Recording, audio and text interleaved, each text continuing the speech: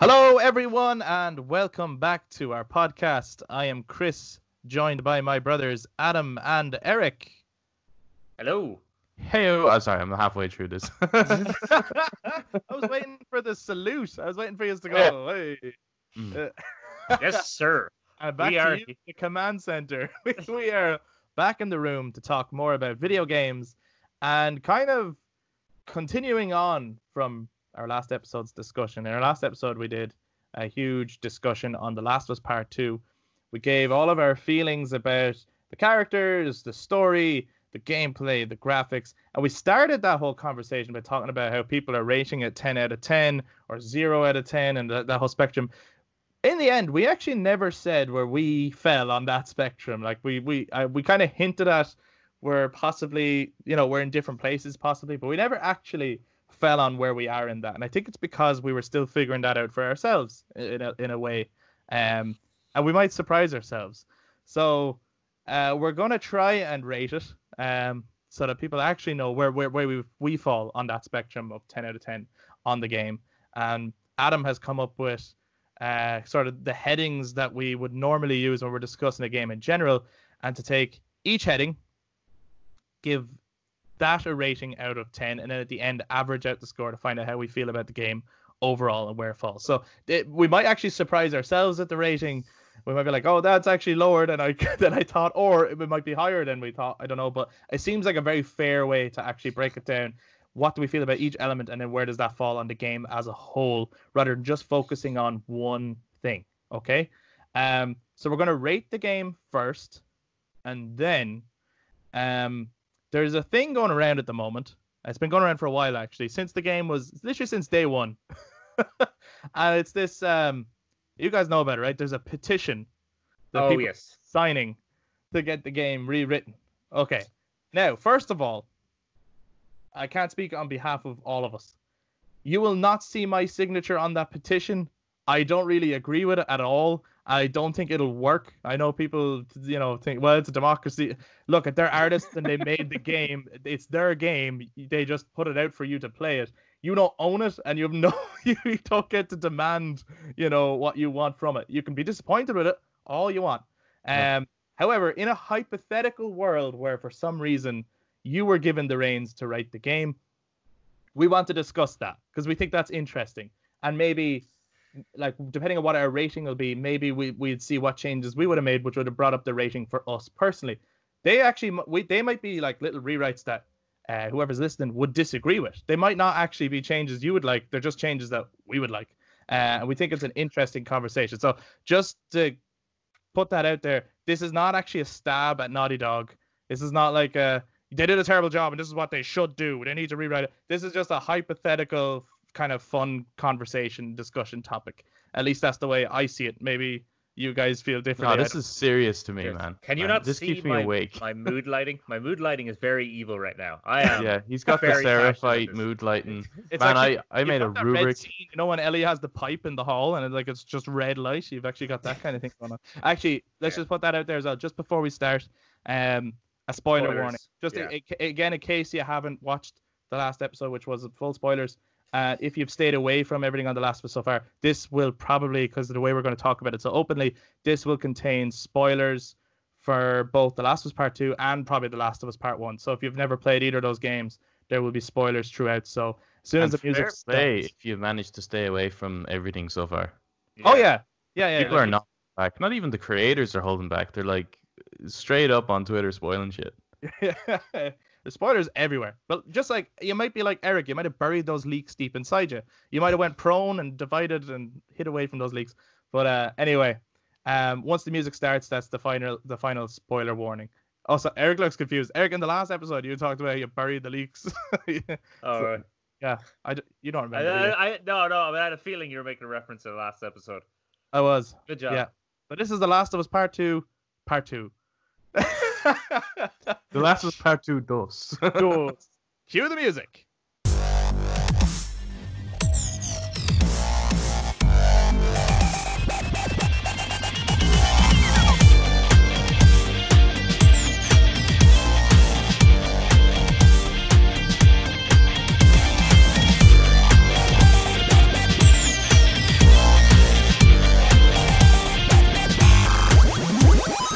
Okay, so let's start off by rating the game first. So we have a couple of headings, which are the headings that we normally discuss when we're talking about games in general. Those are graphics, how the game looks, gameplay, how it plays, the functions that you have at your disposal, sound, the actual sound quality within the game, the sound levels, volume, that kind of thing. Well, it's environmental sounds as well. The things that Yeah, the audio Sound, within sound the game. effects. Mm-hmm. yeah. Well, as well, and like when people are speaking versus sound, Yeah. like it's like, because there are games where sometimes the character's volume is too low and there's fucking explosions going on in the background. You're like, now I need subtitles. Like that's not a good complaint. Did people get that? That happens, right? It does Yeah, happen, that happens mainly in like big open world RPGs. Yeah. Usually Yeah, is when that happens. the music is always too loud, and you're like, Jesus, Skyrim. Yeah. Score, which is the music score, that is separate to the sound. That's accompanying the emotional sequences or the action sequences, and usually engages you or doesn't engage you. The acting is the actual performance of the voice actors or the motion capture actors and all that stuff. Game performance, how it plays, does it drop in frame rate, are there any glitches, that kind of thing. And then finally story, which is obviously the narrative of the game, the structure of the game, how it was written, that sort of stuff. So those were the headings that we sort of normally discuss in our long discussions on games anyway. We definitely put more emphasis on some headings over others because those are the things that engage us more. And I think as well, you have to bear in mind, like there has to be an element of for its time, right? Do you know what I mean? Oh, So, yeah. like when you go back to a certain game, like a PS1 game, you can't now go back, for example, and give it a 1 out of 10 for its graphics because of where graphics are now. You kind of have to take it for its time, what were the graphics like, and that kind of thing. So, I actually we actually have an Excel sheet to figure this shit out. Adam, I'll come to you first because you're actually the first one there, and if you want to kind of talk, you also know how it works. You also know how it works. So if you want to talk us through what you'd give out of 10 for each of those headings, and then it'll give you the average, and we'll find out of 10 what you would give the last of us part. So I think graphics-wise, you'd be absolutely insane not to give this a high score. Well, then call me insane. So yeah, you're insane if you don't give it a high score. I mean, it is a beautifully crafted game, but I don't think it's a 10. Personally, I would give it a 9 for graphics. Okay. Just because there are some bits that I find that character models, especially within gameplay, the character model faces don't look necessarily the same as what they are in the cutscenes. Ellie always has like this really weird face on her, and the eyeballs almost look like they're coming out of their sockets nearly. So there's certain things in the game that just look a little strange. And in terms of high fidelity, it is a gorgeous looking game, but I think there are some games that visually are more impressive. Gameplay, I'd give that a 5. Wow. Yeah, I thought I was being a little too harsh on the gameplay in the last episode, but in the past week I've been kind of replaying segments and starting the game again. And there's just too much about the gameplay that actually frustrates me. In terms of the gameplay, one of them being the fact that you can't hip fire. I think that's an odd. That wasn't in the first one either, though. No, I know that. I in terms of things to add to the game, I thought that's an odd one not to add. Right. Considering the enemies get really, really close to you, they're all close quarter combat. Most of the enemies, like the infected and stuff like that, want to get really close to you. Even the Seraphites like to get close. And if you try to shoot at them, you aim, but there's like this zoom in, and the zooming is actually kind of slow. You can't snap zoom, essentially. It's quite a slow transition when you're zooming, and by the time you get the reticle on them, they're way too close to you, and now it's almost like it's all up in your face. And I just think not having a hip fire really is, I think it's just a silly omission. But there's plenty of things. I think I mentioned them in the last episode, gameplay wise, that annoyed me about the backpack and stuff like that. Yeah. I think sound-wise, environmental sound and the noise of the weapons, enemies, I'm giving that a 10. I think that's one of the. I think that's what the biggest highlight for me is the sound. There's moments in the game where there's no tension, yet I was tense. Right. Yeah. Like replaying it, I'm like, I know there's no enemies here, but when I played it the first time, I was always in listen mode, like constantly, because I'm like, the music is just so tense. So I think they did a really good job. Well, not the music, the kind of atmospheric sounds. Yeah, the houses creaking, or the there'd be like things that are like cans rolling on the ground, and you can hear them, and the way they place the sound, as well as in the settings, the game settings, you can change where the direction of where the audio is coming from directly in settings as well. So I think they did a really good job with that. The score, I give it a 6. It's good. It is good, but it just lacks. Like, I can't say like what's the main theme to this. Like, I can't hum it. Yeah. Not like I could with the first one. I do like that there's kind of like this blend. Like, the score is definitely very different. There's almost an electronica sound at moments, which is quite nice. It's it goes kind of, and I think it's used for the Seraphites as well, which is interesting because they're kind of against technology to some degree, and here's an electronica soundtrack. So I think that it's a nice contradiction, and we see that contradiction within their kind of belief system. But I can't, for the life of me, like recognize what the soundtrack is for The Last of Us, or at least the main tune. Yeah. But it is good. I just wouldn't give it a really high score. Acting is a 9 for me. Again, really high. There's just certain things where, it doesn't get the perfect 10 because I just wasn't as blown away as I would have been with the first one, but it's still a really high score. Game performance is an 8. Again, pretty high. But there's for me there was fairly noticeable frame drops.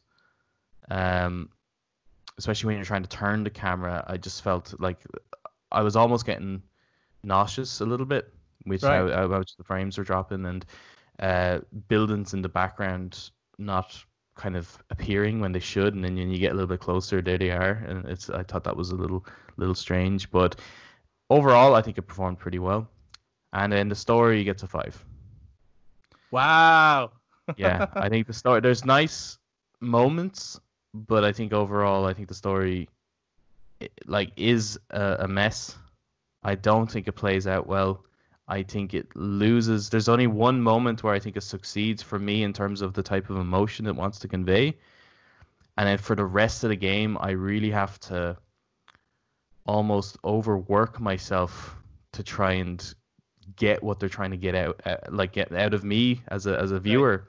It's like, yeah, I see where you're coming from, but it's like, I just don't think it was executed well. So as a total, then that for me is a 7 out of 10. Is this a full game?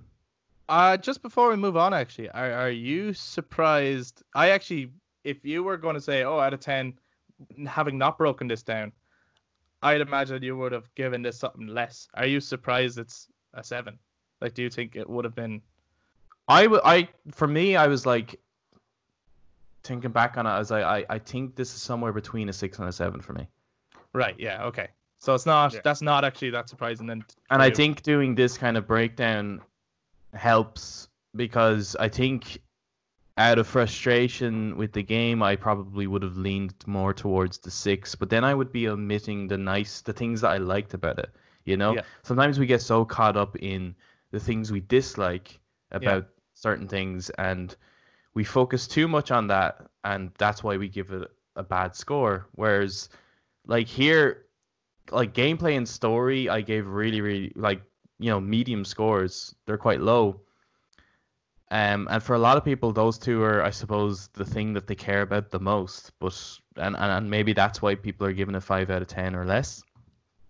But there are other things to praise the game for, and I think they deserve praise. So I think it's fair. I think 7 out of 10 is a fair result for it. Yeah. Excellent. Preach, okay. Preach, Adam. Preach it, Adam. So 7 out of 10 from Adam for The Last of Us Part 2. I see I'm actually next on the list, so I'll go next and then we'll go for you, Eric. Yeah. That's the way I like it. So, graphics. I did say it before. Now, in my experience of playing the game, I didn't notice anything weird. Obviously, I haven't played every single game, so this is just going off the games that I've played. The Last of Us Part 2, for me, is the best looking game I've ever seen, in my opinion. And I keep coming back to that moment where you're on the horse going through the trees, and it just looks so gorgeous, so amazing. It blew my mind. But there's plenty of other moments. Like I'm not putting the whole game's graphics down to that moment, but just that's when it really clicked on me, where I was like, oh my god, like this looks incredible. So I'm gonna give the graphics a 10. By the way, I think as well it is worth pointing out, and people have explained this before as well. Like a 10 out of 10 doesn't mean there's no flaws at any point, right? That's not a case of like you can't give something a 10 if you can find one flaw somewhere, you know. No. Because if that's the case, nothing can ever be 10 out of 10. So there's no point in having that as a ranking. Exactly. Nothing can be 10 out of 10. No, I'm totally on board with. Well, if you feel that way, you feel that way. But I think you can give a 10 out of 10 to something that still has some flaws, but not enough to take the point away. Yep. Gameplay. I think I differ to you guys. Well, I don't know how Eric felt on it, but definitely you, Adam, in that I actually really enjoyed the gameplay. I enjoyed the gameplay in this game more than I did in the first game, and I've been replaying it. And even on my second playthrough, I'm having I'm in those areas and I'm taking my time with it, because now I'm not trying to push on with the story, and I'm just having a lot of fun with setting down little bombs as traps or using my explosive arrows, which I didn't the first time because I was too afraid to get caught. I was playing it totally stealthy. Now I'm like, you know what, I'm just going to go in guns blazing and see how I get on. And so I'm still having a lot of fun with the gameplay. The gameplay serves the world that it's in. I don't think it's the best gameplay ever, or the most fun gameplay ever, but I think it serves its purpose in this kind of world. So I'm going to give the gameplay an 8. I think it really works for this kind of game. It's not hugely fun. That's the only thing. So it's not like, like when I was playing 5.7 Remake, I was having a lot of fun and I was looking for those encounters because I was having fun playing it. Last was Part 2. Sometimes I am glad the encounters are over, but while I'm in the encounters, I did have some fun with my options. So I'm going to give it an 8. Sound. Yeah, I totally agree with you. I'm going to have to give the sound a 10. I think the sounds of the guns, the sound effects of nature in the background, the clickers sounded incredible in this game. They were so terrifying. Even like reloading a gun sounded like they definitely, whoever works on the sound department on this game, like nailed their job, absolutely nailed it. And even certain like hits and everything, like you would really feel the impact of it. It wasn't in some games, because they're played for fun, I suppose melee combat has kind of a soft impact. In a way, it kind of softens the blow, and in this it really doesn't. And there were sometimes I would hit someone and go, oh shit, I'd kind of feel the impact of it. And I think that's down to the sound more than anything else. So I have to give it a 10. Score. I actually agree with you on this one as well. I'd give the score a 6. I think it's definitely serviceable. It's not a bad score. It's atmospheric. It does what it needs to do. And there's certain moments where, like in combat scenarios, I think is where the music is at its best in this game. And during the emotional sequences, not so much. But in the combat scenarios, there was one where it's like a droning piece of music, and it sounded a little bit like the foghorn in Inception kind of a thing. Yeah. And the drums are kind of slowly picking up pace as you're getting closer to your target. And I noticed the music was actually getting louder and louder the closer you were getting to your target, so it was getting more and more intense. So I thought, like in scenarios, it was definitely doing exactly what it needed to do. But yes, I wouldn't find myself listening to the soundtrack after the fact. I can't hum the main tune. I'm really surprised the main theme from the first game was only used like once or twice in this entire game. I was like, that's, as far as I'm concerned, that's the theme of The Last of Us. I was really and it's a really good emotional theme and fits the world. I'm really surprised it didn't really play out that much in this one. So yeah, like it's not a memorable music score to me, but also it didn't like ruin my immersion when I was playing it. There wasn't points where I was like, the music here is totally shit, you know. So it's a 6 for me. It's definitely above average. The acting, I do remember being more blown away by certain performances in the first game, but I do think that the actors, whether you agree with the writing or the choices that are made in the game or not, like regardless of any of that, I do think the actors are doing their job phenomenally, right? I think if anyone's saying just because the writing is bad, therefore the performances are all bad too, you're not really looking at, you know, that's just like just being mad at the story more than anything else. So like a story can be shit and actors can still be doing a really good job, right? Yep. So I'm going to give the acting a 10. I think it's phenomenal, and I think there's moments of like grief and moments of like deep hurt that really show. So yeah, I give the acting a 10. Game performance. I didn't notice any bugs of any kind, any glitches. I didn't have any dropouts. I didn't have any real drops in frame. I think there was moments where I was running and it kind of, I don't know, there was, everything would look a little bit off while I was running, and then it would take a few seconds to kind of kick back in when I stopped.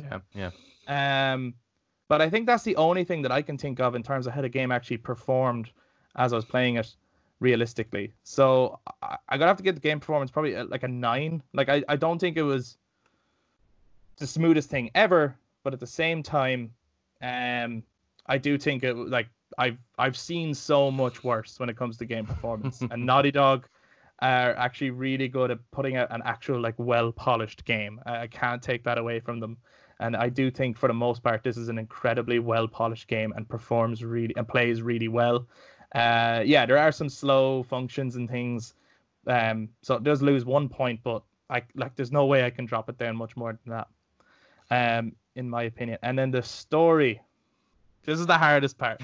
And I suppose this is the thing where like everyone is obviously everyone's talking about the story more than anything else because it's a story driven game, right? Like the reason you play The Last of Us Part 2 is because you're interested in the story, and it can really affect your outlook on the whole experience. I have said before, like there's things they do that I like. I think they do them well, but I'm not sure they made the right choice in terms of the narrative they decided to tell. And also there was this weird thing of like, I appreciate the experiment of walk a mile in your enemy's shoes. Like not many people have done it. I think it's I do think it's I don't think it's that choice was like an easy choice to make actually. Like I do think it was ballsy, the whole Abby thing.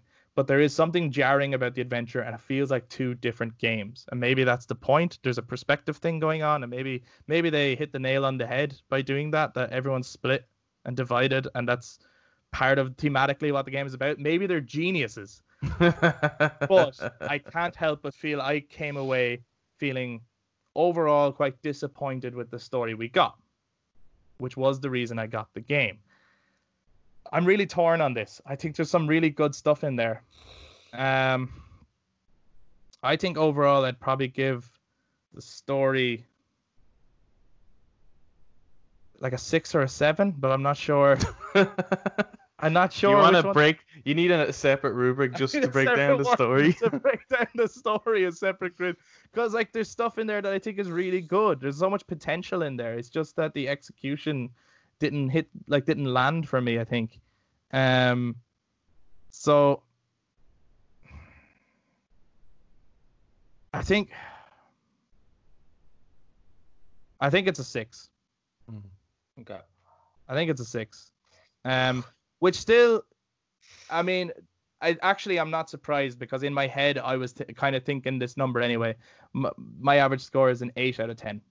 I actually did think that that's where I would land if someone had asked me what would you give it. I was kind of going a 7 or an 8 probably, and probably leaning more towards the 8 because, like I said, I think the experience of the game is phenomenal, and I enjoyed the experience of the game.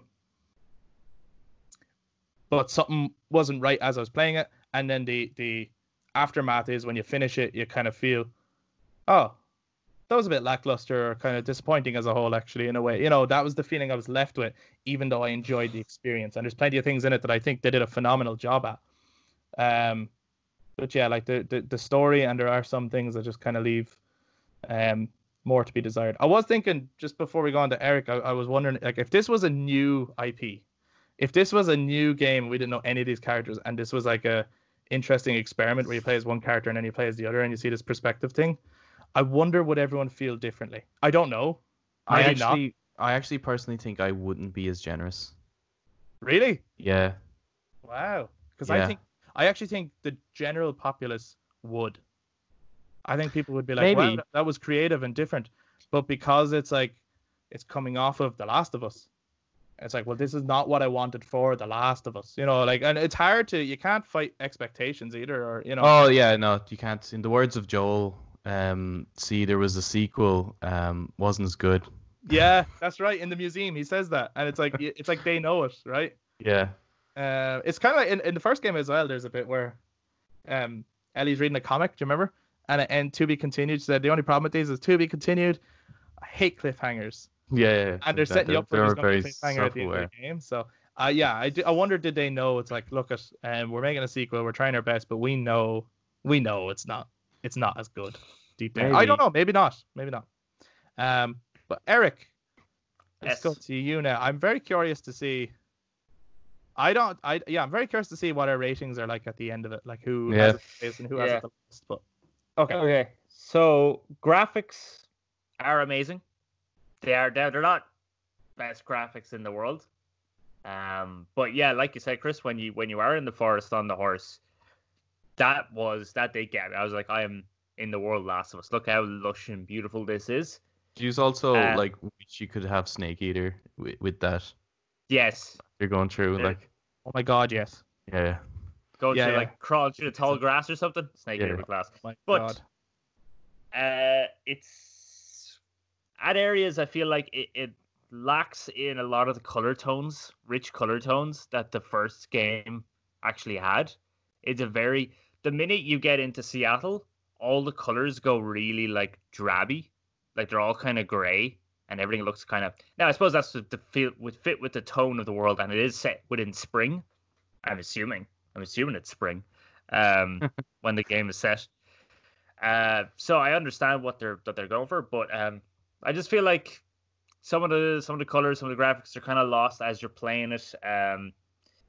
Past like the forest moment, the minute I was Seattle, I kind of started to even lose concentration on any of the great graphics and stuff, so it didn't really hold my grasp. But in saying that, how do I work this thing? There we go.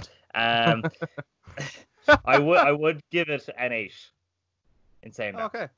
I do think that it should still get a high score because the graphics were incredible. So for gameplay, are we including replay value and stuff? Oh yeah. It's everything to do with it's like replayable. Yeah. Whatever you feel about the gameplay. Oh no, yeah, but I just wondered, was that gameplay or game performance? Okay, so for gameplay, now I did say this to you that I think in the last episode that I did find the game quite boring to play. Okay. And when we were collecting footage, I think I said it to Bodhi as well. I think I said it to you, Adam, before I started to collect footage, was that I did not want to put the game on. I was not in the mood at all to play it. And I think I said to you, Chris, that this was very difficult to play. So I actually find it actually has loads of things I love. Right? The weapon customization is, the minute I saw it, I was like, yes, I'm in love. This is class. Yeah. Like just watching the breakdown of the weapons. Watching going prone and was so cool, especially because they're that open up new ways to explore the world. Because sometimes it's really stupid when you're in when you're going through a world and then you see that there's like a crack in the door or something. You can clearly crawl through, but gameplay mechanics say you can't, so now you can't. Or you can clearly fit through a gap between two barrels, but gameplay mechanics say you can't. But I like that in this game they do have that. But I think it's about for how long you play, and the way they do kind of design the game makes the game really boring. And I end up finding myself doing the same thing over and over and over and over again. that all that really cool shit that I loved at the start became somewhat of a, okay, I suppose I'm crawling through this now. And, oh, look, I'm really slowly taking apart my gun again just so I can customize it. And I really want this to hurry up.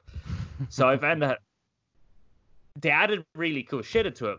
But as it went on, it became quite monotonous and quite boring and quite tedious. So I would probably give it a 6.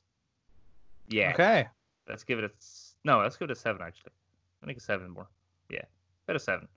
Because they still did do really great things with the gameplay. And the gameplay did run smoothly. So I will give it a 7. Sound, completely on board with yous.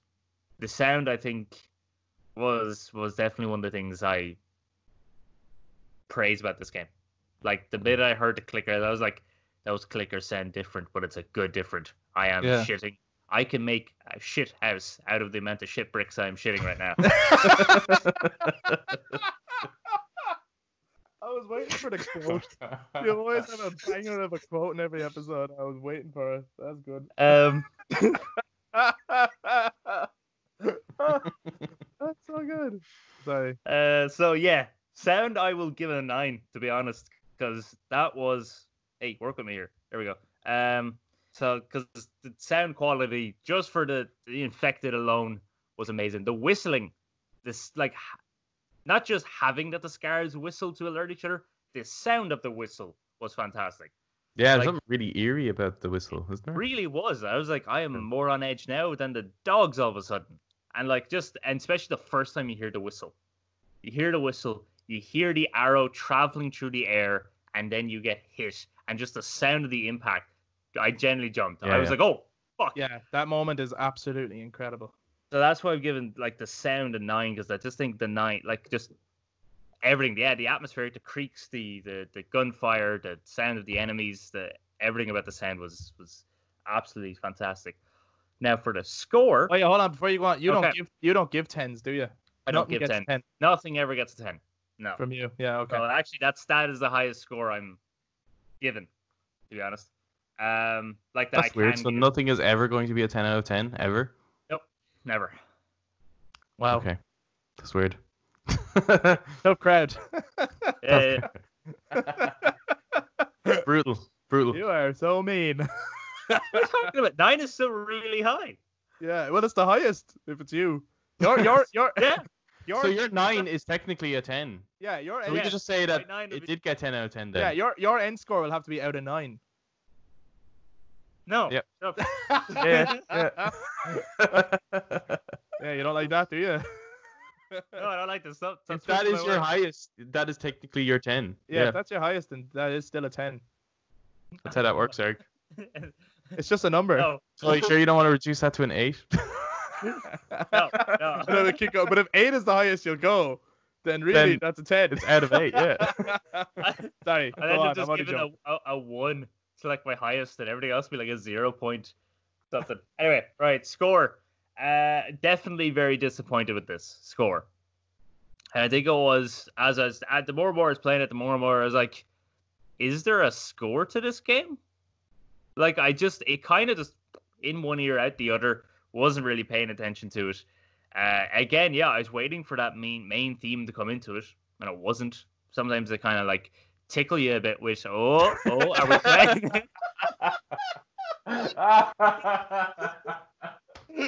Oh, you gotta get a picture of Cardinal Copia there.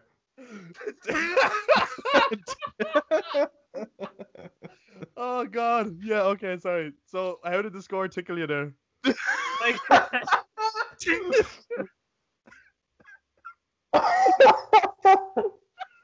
What? I can't edit any of this out. This is all staying in.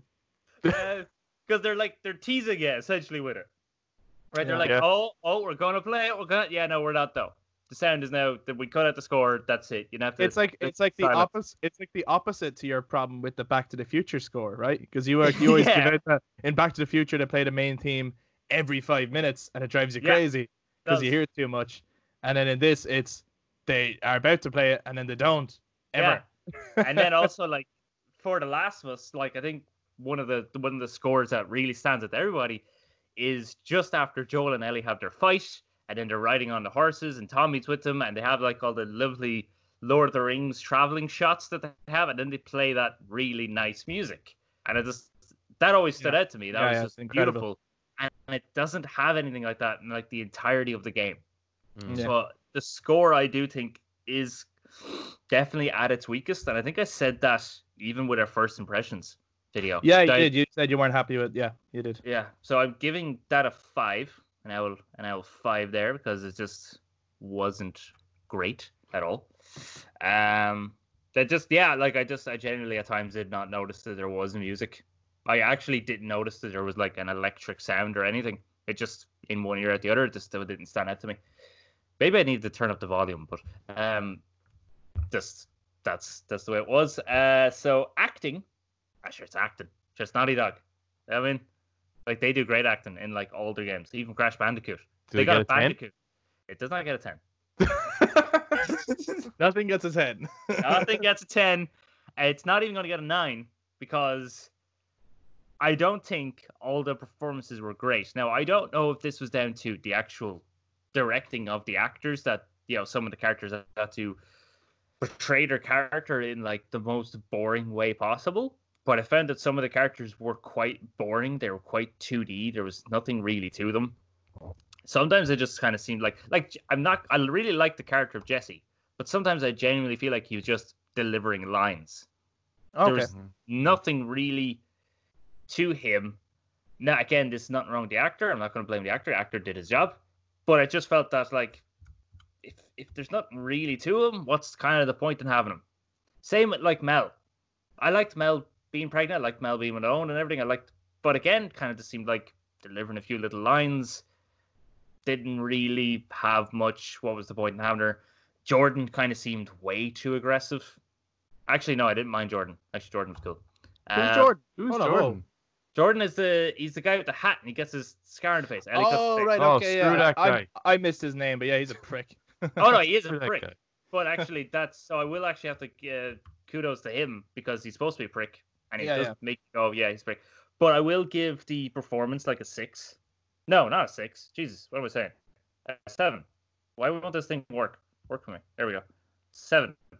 Because again, performances were really good and everything, but I just felt sometimes, and not just sometimes that the performances with some of the characters weren't great, but I just felt sometimes conversations were being dragged.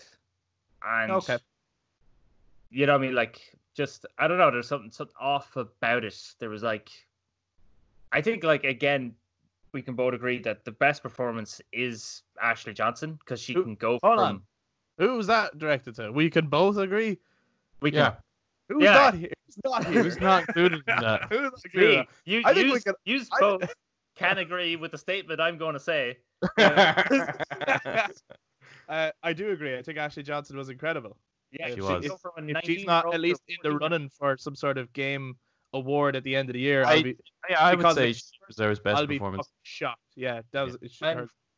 Troy Baker was great, but I felt this was not his weakest. He had his few performances that were pretty. He was just in there for the sake of it. But I felt like this wasn't as strong of a Joel as we had in The Last of Us. Now I don't know if that's down to just blatant screen time. He wasn't getting a lot, or I don't know. But something about it, like even something felt off when you kind of first meet him, or like one of the times when he's like just before he's gonna die or something. I don't know. But yeah, no, I think the acting was okay. It was good. It was good. A solid 7. You know what I mean? It was a good thing. All right. We get it. Go on. I'm stalling because I'm trying to think what game performance. Stop stalling. We need to move on. Sorry. All right. Okay. Loading screen. Way too long for game performance. There was a few blurry bits on the side. You are a tough critic, man. I like it though. Yeah, well, you guys were way too generous. You gotta have the bad cookie. All right? I'm way too generous. Oh yeah, you gave. Yeah. Well, you gave a 10. That's way too generous, man. That one singular 10. But yeah, no, it's blurry edges, load screen a bit too long. But I think I'd probably give Barman's performance of the game. It does run really smoothly. I'd probably give that an 8. To be honest, it was actually really good. And then for story, yeah, again, this is down to just boring. The game is boring as fuck. To be honest, that is down to the pacing of the story. Okay. I know I was talking about like gameplay. I blamed it as well because like the gameplay sections were too long, and I find myself doing the same thing over and over again. But again, that's actually all down to them writing the story and having that it goes on for It's a 30-hour game, give or take. They've never done that. They've done 15-hour games, like give or take. So they just went, oh yeah, we'll just double the length on a game where the story is way smaller. Can I hold on? Just okay, because I've heard people say that a lot. Yeah. I feel like The Last of Us 1 was really long. Am I wrong? Was you can't play The Last of Us 1 in 15 hours, can you? Yeah, it felt long, but it felt like the right length. But I'm not giving out about that, but I'm just wondering. Segment. Is it true that Naughty Dog have never made a game this long before? Segment in Last of Us Part 2 is the length of the first Last of Us plus Left Behind. Is that true? Because I don't think that's true. I mean, some people I think that's been exaggerated. No. Yeah, it's that long. Because I remember finishing Ellie's segment and taking note of how long that took me, and I was like, oh my god, I cannot believe how long that actually took. This felt really long, and it ended up being like 15 hours long. Yeah, no, I agree that it feels long, but I've finished Ellie's section in a couple of days. Yeah, I have within a week. I have never cleared The Last of Us 1 within a week. What the hell's wrong? I think people forget how long that. I think that game was way longer than people remember. If you actually look it up, it's actually. I mean, yeah, it's as long as you take, really. Right. No, I know that. Yeah. Like it's not that every game they made is 50. It's on average. Like it's just that this is definitely the longest game they've ever made. They've definitely never made a game. The first Last of Us is on average about 15 hours. Okay, that's crazy. I always remember it being longer. But then again, we played it like. Then again, like I said, I was shit scared playing the first one. It really took my time. So maybe for me, it took just as long as like 30 hours. Anyway, sorry. So as you're saying, like if the first one was 30 hours, that just means you get to go to more places. So it kind of works. Like, but this one you're stuck in Seattle for like the whole game. No need for it to be that long. So it's just them fleshing out for no reason. So I think the story element side, just on really that part of just making me bored and me then not wanting to replay it, I'd probably just give it like a 5 as well. To be honest, that's what I'd give it. Oh, look at that! Wow, look at that! That's a neat score. That's a neat score right there. I can math. Wow, that's amazing. Actually, you had no decimal points after year 7. Yeah, see.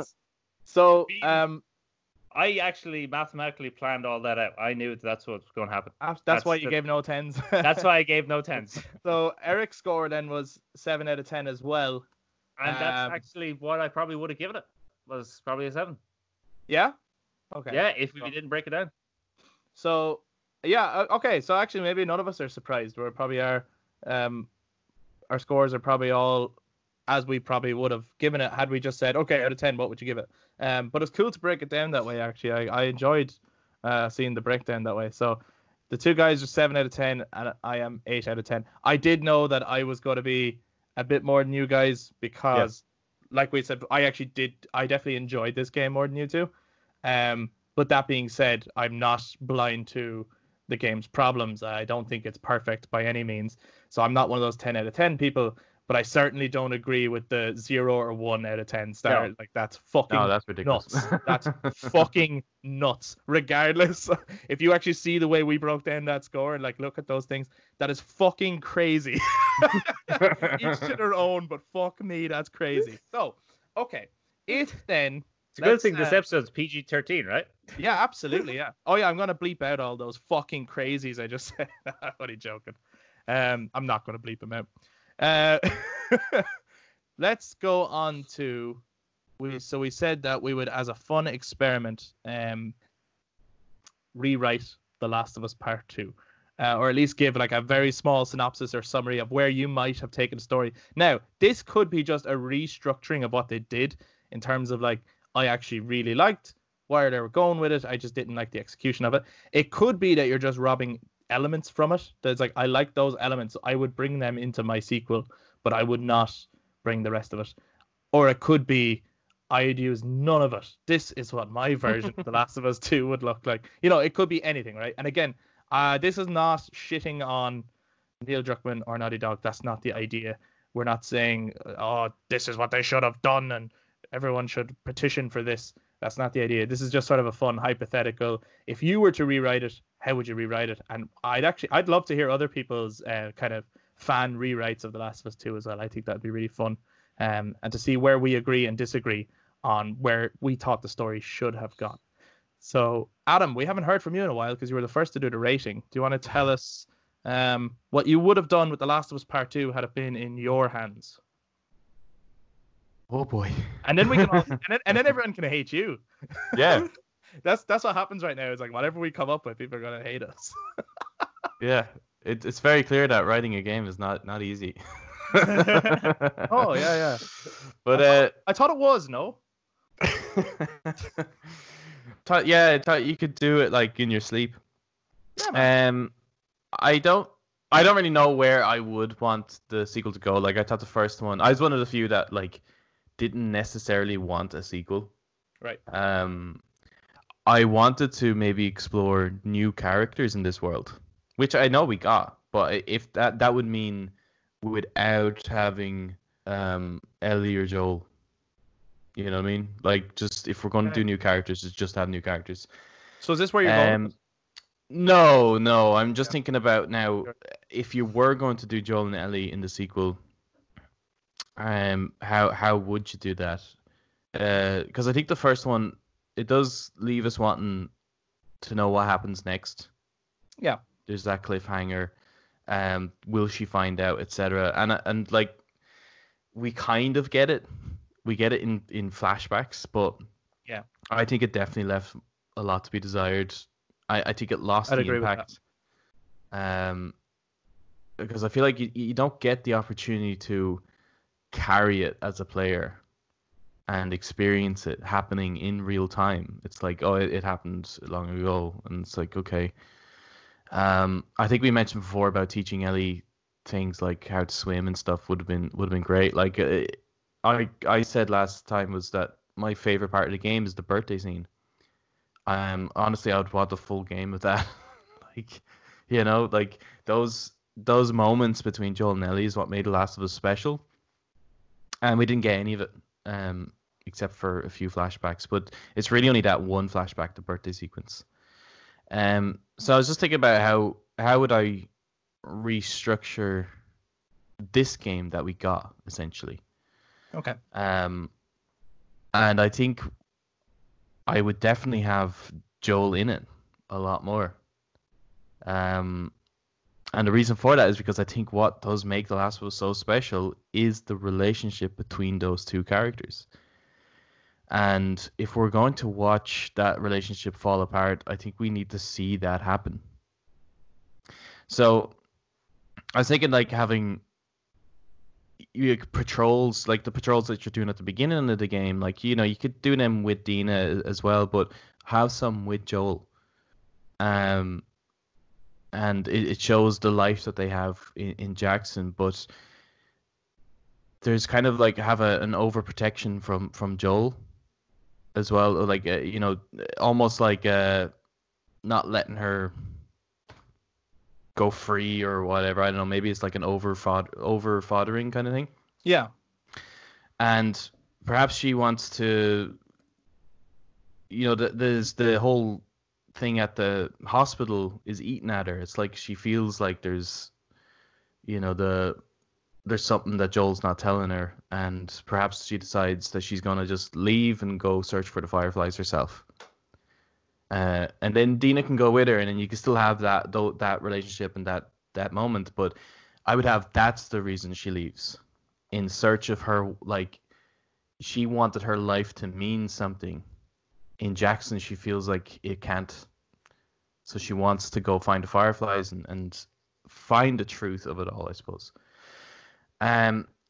So in the meantime, then, because you can have loads of the same gameplay beats can still happen, but I would have her actually come across Abby and the group, who are also looking for the Fireflies. And use our, like, as a group together, like, you're learning about Abby along with Ellie. You have gameplay moments with her. Yeah. And then I'd like, you know, you can have them go to Seattle, where you'd have whatever, like, it's like you're going to the same places, like the TV station, for example, to try and search for the Fireflies. But I'd have also that there's, like,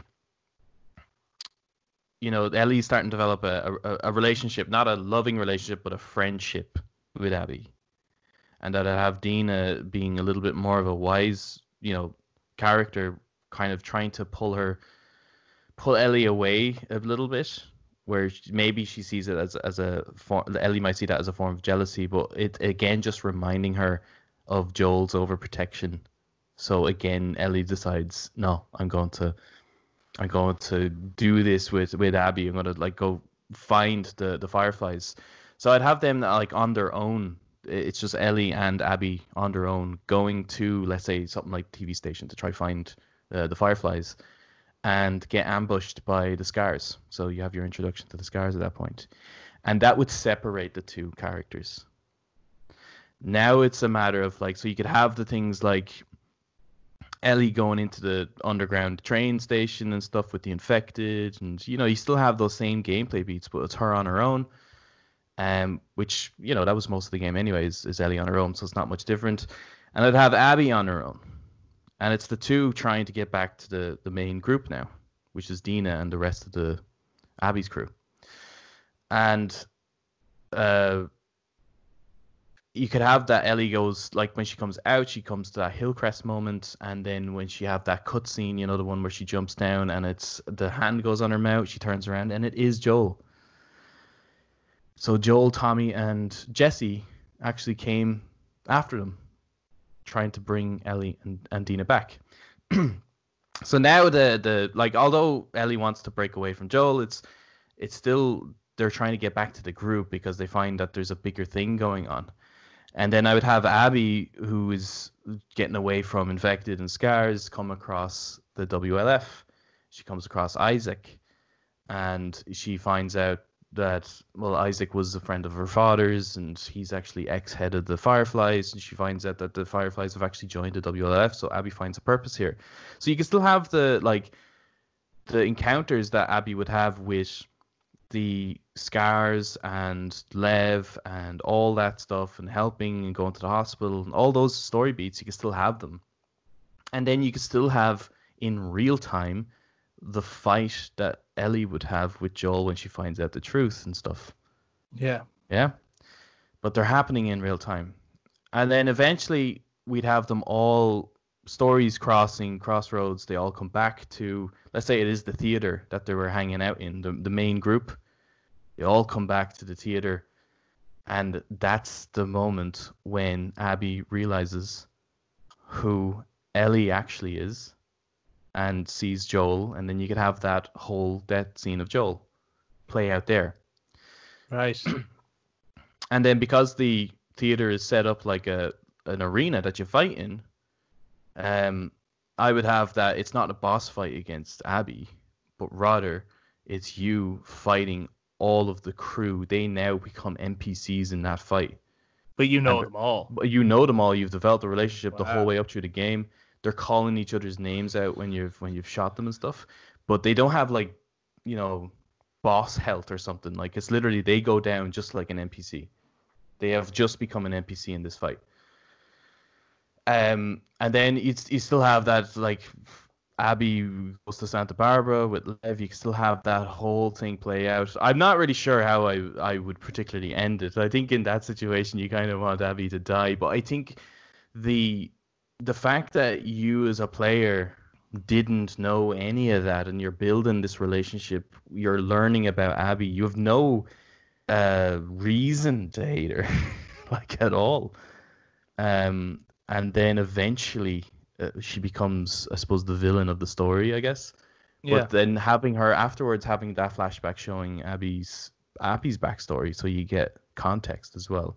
I just think it would make the whole thing more powerful, and the fact that you're killing the people that you've learned about at this moment, I think for me would have hit harder.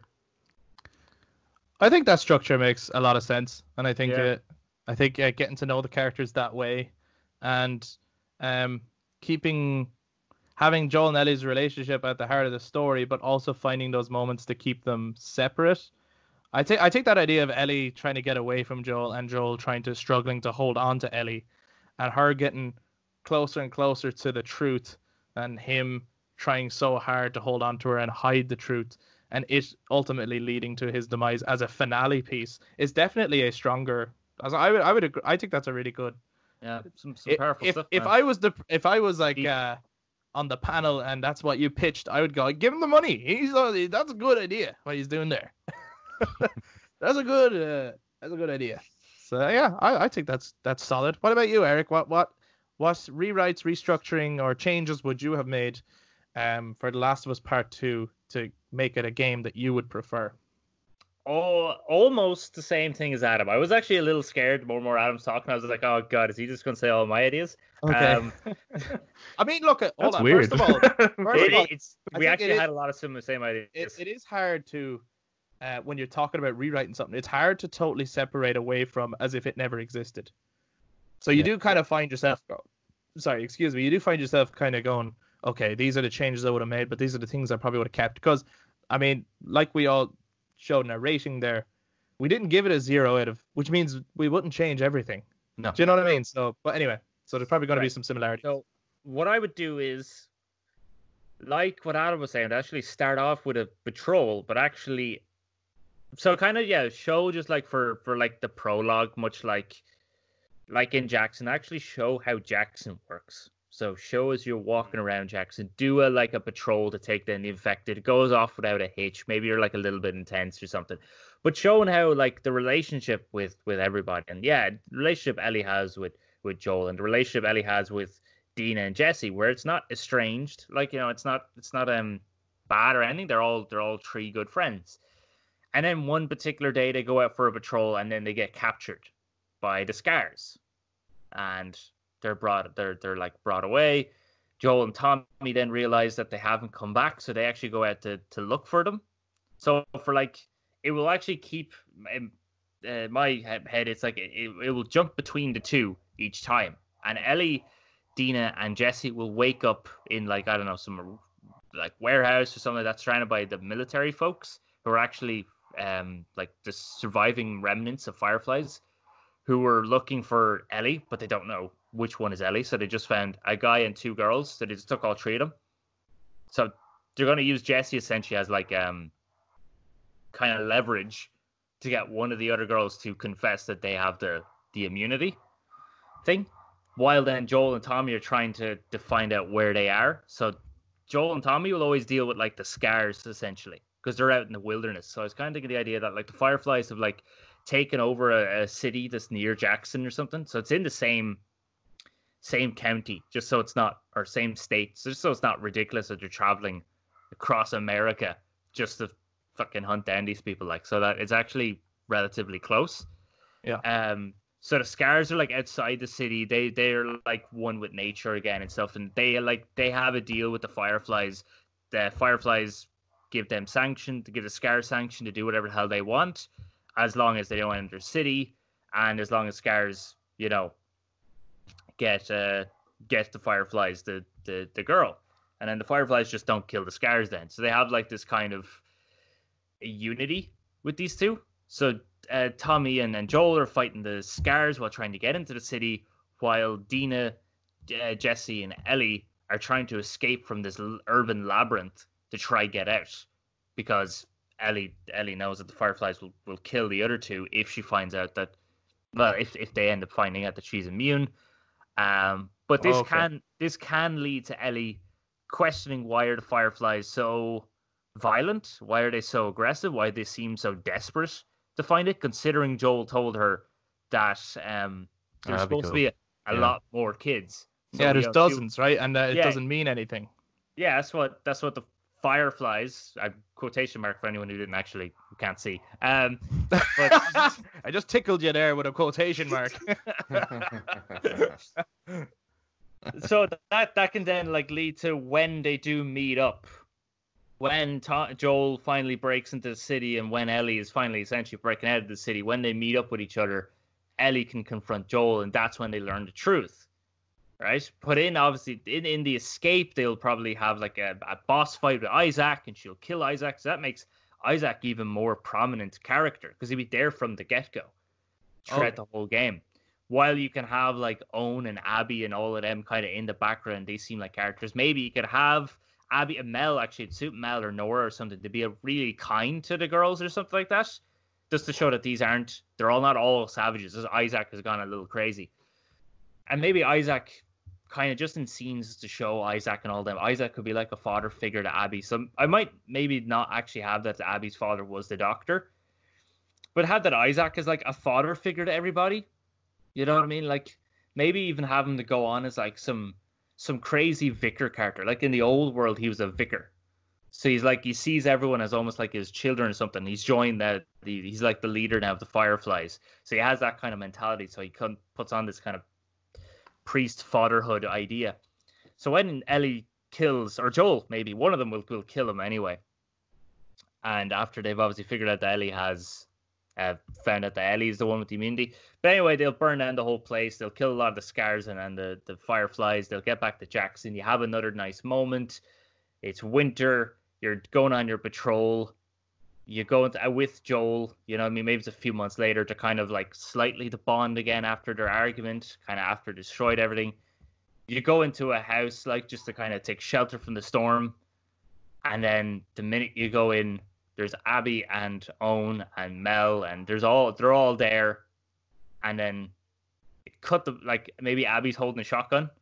Cut the black, hear the shotgun, and then the credits roll up. So it actually ends on a cliffhanger. Ends on a cliffhanger. So you don't know what actually happened. Oh, that's mean. Yeah, that's mean. That would be a huge talking point. That'd be something like that. Either that or actually have that Abby shoots Joel in the leg. They pin Ellie down, and then Abby hits Joel with the club, and then cut the black. But either way, the idea was cut the black, and you don't know what exactly is going on. And then you can pick up from there, part 3 of Ellie then hunting down Abby and all of them for killing Joel. But at least then you would have had your whole... So that like revenge story, like it definitely makes sense to be kind of a part 3, doesn't it? Yeah. I think so. Yeah. I mean, we all said it, I think, when we talked about part 2, which is that it feels like this is part 3 and that we've missed something, and that this is Ellie's darkest hour and her becoming the monster and then having to cut back away from the abyss before that final stab, you know, or the final hit. So I mean, it makes sense that you're leading up to the game that we've actually played in a way. Yeah. You know, obviously just some elements that would have to be moved around, but again, look, they're both, as far as I'm concerned, those are both solid ideas with solid structures that carry on from the first one, that relationship with Joel and Ellie that we're interested in, and then that eventual, when is the lie going to come out? Like, I remember we were talking about the first one. We had a small discussion about when the second one comes out, like, I wonder when are they going to confront the lie, and will they even do it in this one, or will they hold on to it till the third one? Like, when is it going to come out? And you just know that moment is going to be huge. Like, I remember saying that, and that's why I'm so I was really let down with that it was just sort of almost a throwaway line in a flashback. And I felt as well with the flashbacks, they'd kind of made it clear that Ellie already kind of knew. She was just waiting for Joel to admit it. And so there was something kind of slightly dismissive about the whole thing or something. You know, like, I think we all knew anyway from the ending of the first one that Ellie wasn't convinced that everything Joel said was true. Yeah. But it kind of seemed like she kept bringing it up as if, like, I know exactly what happened in a way. And I think that kind of took away from the power of it. For me, it did anyway. Cool. Okay, so there's probably going to be some similarities, right? The only thing is, I'm definitely not as bold with the ending. I don't know really. I don't really know how I would end it, to tell you the truth, in terms of an actual final finite ending to part 2. But how I would start part 2. What? None. What's the laugh Go on. for? I haven't said anything yet. No. It's just funny. It's not what you said. It's just how you said it. You're a funny guy. You're a funny guy, okay? You're funny. Funny how? How I would start part 2 is actually very different to how you guys would start it. In some ways, I would start it with this sort of open shot of like an apocalyptic city, right? Whichever city it is, doesn't matter. And then you have the sounds of someone running, and it's still panning, and then the sounds of someone like breathing heavily and running, and then you get the sounds of clickers running. And then it becomes clear that you're playing as Marlene. And she's running towards somewhere, and she's got supplies, and she's running away from infected, and she's shooting as she's running. And you have one of those intense Naughty Dog kind of push buttons quickly moments, closing doors, and like a really intense opening, like holy fuck, right? And now you'll see that as like some of the stuff I've come up with is definitely inspired by films that I've seen that I'm like, oh, that would work so well in The Last of Us kind of a thing, right? Okay, so a lightsaber, no, I'm joking. So Marlene basically is running to this group of people, and there's a woman heavily pregnant. She's in labor, right? And Marlene had run to get supplies, and they're fighting off infected, and then they get to a point where they're actually trying to keep the woman quiet while there's clickers in the room, and she's going into labor, and it's this really intense holy shit moment, right? But then eventually they deal with the clickers, and then the baby is born, right? And it's the birth of Ellie, and the woman is Anna, and you get a little bit of so Marlene is actually the one who delivers the baby, and then there's sort of a cut to like the next day of her looking at Ellie. Anna, I mean, and she says to Marlene something along the lines of like, if anything ever happens to me, I want you to promise me that you'll look after her and promise you'll do right by her, right? And Marlene says, I promise. And then it cuts to Marlene's perspective getting killed by Joel, right? And you get that line again where Joel says, you would just come after her. Boom, shoots her, right? Then you get that scene where Joel is talking to Tommy. Joel's talking to Tommy and tells him exactly what happened. So you're getting a bit of what actually happened at the end of The Last of Us 1. But the difference this time is Tommy then tries to kind of convince Joel, you should stay here with us. And Joel says, I can't. I can't. I have to keep her away from other people. If anyone finds out about this, they're going to want to do the exact same thing. I got to keep her away from people. Right? So Tommy pitches this sort of idea to Joel that they're looking to have like outposts, sort of a perimeter around Jackson. It's like, maybe you could take up there, you could stay alone, we won't bother you. You look after the perimeter, come back for supplies, whatever, right? And to get him started, Joel leaves the car, the car that he was driving. Mm-hmm. Joel leaves them the car. Tommy gives them the first lot of supplies that he can spare. They take a horse. Him and Ellie head off, and then it cuts to black. The Last of Us Part 2. The Last of Us and Part then disappear. 2 stays there, and it says years later. Oh, fuck yeah, what? Years later. Sick transition, brah. Sick transition, brah. You're now playing as a 16-year-old Ellie, right? And I do think that you play most of this as Ellie. There are moments then in the game where you will change to Joel, and it'll be done really like seamlessly almost. But for the most of this, you're playing as Ellie, and the reason for that is because as Joel, I agree with you guys, I would actually have a very overprotective Joel who has all these rules. He's like teaching Ellie, this is what we do to survive, and this is what we have to do to survive. There's a bit of inspiration of like Hopper and Eleven from Stranger Things season 2. So I would have that they live in this like wood cabin that they have. It's on the outskirts of Jackson, and they do perimeter checks and stuff, and they have traps set up. But that's where they're living, just the two of them and a horse. And Ellie is dying to see other people and other stuff. And Joel keeps trying to come up with activities to keep her busy, or he takes her down fishing at points, or like, why don't we go check the traps and see what we've caught? And then, you'll have moments where you're dealing with infected pretty early on just to clear them out. But as Ellie, you're doing stuff, and Joel will make comments like, you shouldn't have been so noisy, or he'll keep commenting in ways that you as a player then will start getting annoyed. Like you'll start getting annoyed with Joel kind of getting on to you all the time or giving you all these rules, so that you can start to feel like you're Ellie, because now you have Joel is actually commenting on the things you're doing. You'll then journey to Jackson to do the next supply run. It's the next and they're going to stay there for the night because it's Tommy's birthday, right? So they're staying there for the night, and because they do go back and forth every so often, Ellie does actually know Dina and Jesse. They are her friends. She'd like to see them more. And they're sitting down at a campfire at night talking, and they're kind of like, Ellie, why don't you just live here? Like you're old enough to decide for yourself now.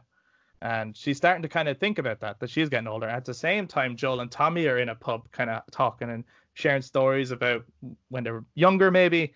You get some sense of normality, but then to sit down and Tommy's like, she's getting older, right? Like you're going to have to, at some point, you're going to have to let her go. And Joel starts to get kind of annoyed at this. And he's like, don't tell me how to look after her. And you'll get these kind of moments where Tommy's like, Ellie is not, like, maybe even get a moment where he's like, Ellie's not Sarah. And Joel fucking loses it. Joel is like not having any of that. It's like, you don't mention her name or something like that. And like Tommy's like shocked because he's like, I was there. I was there right at the beginning. So anyway, this is where you see Tommy and Joel's differences, in that Tommy believes in community and trying to move on, and Joel is so set in his ways of holding on to what he has. Anyway, you learn in Jackson. This is all still early game stuff. You learn. Just be good. Another half hour. The game is just installed. To be honest, I thought more about the setup of things, and then it kind of just spirals into lots of gameplay, right? As it goes on, you learn that on the outskirts of Jackson, they have other outposts. The people have gone missing. There's people going missing, and when they find them hung in trees, right, with their guts out. And at one of the outposts was one of Jesse and Dina's friends that's gone missing. So the two of them and Ellie decide to sneak out to try and find out what happened, right? And there's rumors of these people that they're calling Scars. So I would take that element. I think it's a really cool element. So the Scars have been killing these people. Another rumor you hear in Jackson, because you have to do a lot of exploration in Jackson, is that that the Fireflies have a new base, and that it can be home to anyone who wants to join them, that it's free of infection. That's what they're saying, right? Follow the light, that kind of thing. Anyway, you do a bit of patrolling, you kill some Scars, you learn that they're bastards. You find Lev and Yara, because I think those are really cool characters, right? During all this, I would have Jesse gets killed by the Scars, actually, before you meet Lev and Yara, so that you feel some sort of, oh, those fucking bastards, and in a really violent way. Like maybe he goes missing and you find him hung with his intestines out, like horrible shit. But with Lev and Yara, then I would actually have Yara dies pretty early, and she ends up asking Ellie and Dina, who she doesn't know, like she doesn't know where they're from. There's not like this huge genuine rivalry between Jackson and the Scars. It's just that lately those outposts are going missing. She asks them to take care of Lev. So they don't know what to do about this. Lev ends up saying that he's looking for the Fireflies, and this piques kind of Ellie's curiosity. And so what ends up happening is Ellie and Dina decide to bring Lev to the Fireflies. They go to St. Mary's Hospital. Ellie has not been back there since this whole thing, because Joel kind of really wouldn't let her go too far without him. At this point as well, Joel and Tommy are now freaking out because they don't know where they're gone. As far as Joel's concerned, the Scars have taken Ellie. They found Jesse's body. They didn't find the other two. He's now on a fucking hunt. He's like, where the fuck has Ellie gone? Because she snuck off without telling them. They get to St. Mary's Hospital. No one's there, obviously. Maybe the remainders of corpses and stuff. She's not really sure what happened, because as far as she was concerned, Joel said, they were all fine and they just let you go. But they do find a recording that says, now I wouldn't, not the fucking recording that they found in the actual Last of Us Part 2, so I don't like the way that was explained. They find a recording that says, "Come to Haven. Follow the light." Right? So basically, the Fireflies have all relocated, and they've put messages out in all the outposts. If you're a Firefly, this is our new place. So now there's a quest to bring Lev to Haven. One, not only to help Lev, because Ellie feels some sympathy towards Lev, but also Ellie wants to find the Fireflies now. She's really determined to find out, much like you were saying, what actually happened, and what's going on. And also, during this, as this goes on, you will get flashbacks to when Ellie was younger. You'll get flashback to when Ellie was in school and she met Riley. You'll get flashbacks to Marlene kind of coming in and keeping an eye on Ellie every so often. You'll realize that she had a relationship with the Fireflies, and that the Fireflies were her family well before Joel was in her life at all. That she always wanted to be a Firefly. She'll learn that her mother was a Firefly. The knife she has was given to her by her mother. They'll bring up the note that Marlene gave her that was written by her mother, and that Marlene said, your mother told me to look after you. So there's this whole connection with this is Ellie's family. So she really wants to actually find them and find out more about herself. So kind of this all goes on as it goes. Like you have to travel through Scar territory to get there. I would keep the whole Seraphites thing. I would keep Lev's story. I think that's really solid. I would keep that they once had a prophet who believed one thing. Maybe was killed by one of the people at one of the outposts or something when they thought it was an intruder, and that kind of spiraled this thing of like, let's hunt them. And the Scars or the Seraphites have gone kind of out of control. And tensions are now starting to build between Jackson and there. One of the people in Jackson I would have is the character Isaac, and much like that kind of War of the Planet of the Apes kind of thing, I would have that he's this guy he's waiting for something to go off, like he wants to kill these fuckers. Wants a war. Yeah, so I would have those tensions are building. Eventually, so there's a big adventure, killing lots of infected, maybe meeting someone down in some bunker. I think meeting more characters kind of like Bill, that kind of thing, like seeing how other people are surviving in this world is an interesting way of bringing in new characters as you go on your travels. And the end game is to get to an island. So the Scars don't have an island, the Fireflies have an island with a lighthouse. There's this whole metaphor, follow the light. This is Haven. On this island there are no infected, and this is where they are now living.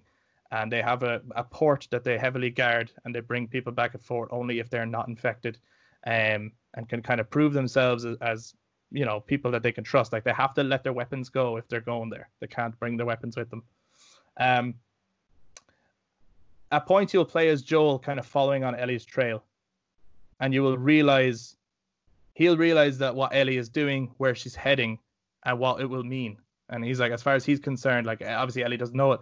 As far as he's concerned, Ellie is going towards her death. She is traveling to death, because if she goes there and they find out who she is, they're going to kill her. They're going to do exactly what they tried to do in the first game. And now he's on a mission to stop her from doing this.